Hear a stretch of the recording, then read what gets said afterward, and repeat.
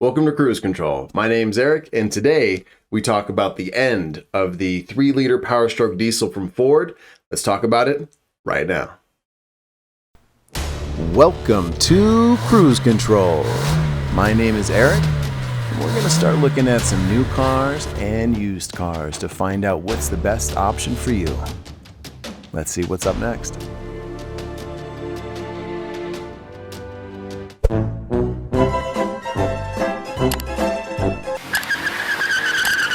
All right, so it is the end. You guys have 3 days left up until July 16th to get your orders in on this vehicle. So sad to see it go. I understand why Ford's making the business case for it, but let's talk about some specs. Some are better, some might be worse with what they're replacing it with. Number one, the 3-liter Powerstroke diesel was no horsepower king, only 250 horsepower. However, it did have a whopping 440 feet-pounds of torque, and the best part of this diesel engine is it could tow 11,500 pounds, and not in towing format, but you would be able to get up to 24 miles per gallon when not towing combined. But towing was actually a really big deal with this vehicle, and while towing, it got pretty good fuel economy. Not the 24 combined, but still pretty good. Now, that's been downrated to 23 miles per gallon combined for the 2021 model year, but up until 2020, it was getting 24 combined. Ford downrated it in 2021. And its replacement is the new hybrid. New hybrid's numbers are bigger across the board, so we should be celebrating, and mostly I am. Horsepower, up 430 horsepower. Huge jump in horsepower. I mean, it's insane. Torque, also a substantial increase, 570 feet-pounds of torque.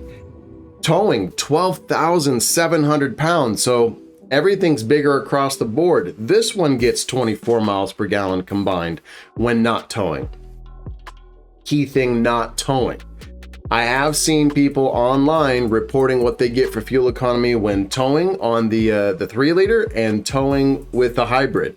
And towing with the EcoBoost 3-liter is actually on the highway. You get better fuel economy when you're towing with that 3-liter Eco diesel. So that is the only part that is going to be missed there. Plus, diesels have a special place in my heart. First truck that I got to drive as a child was an F350. It was a 5-speed manual.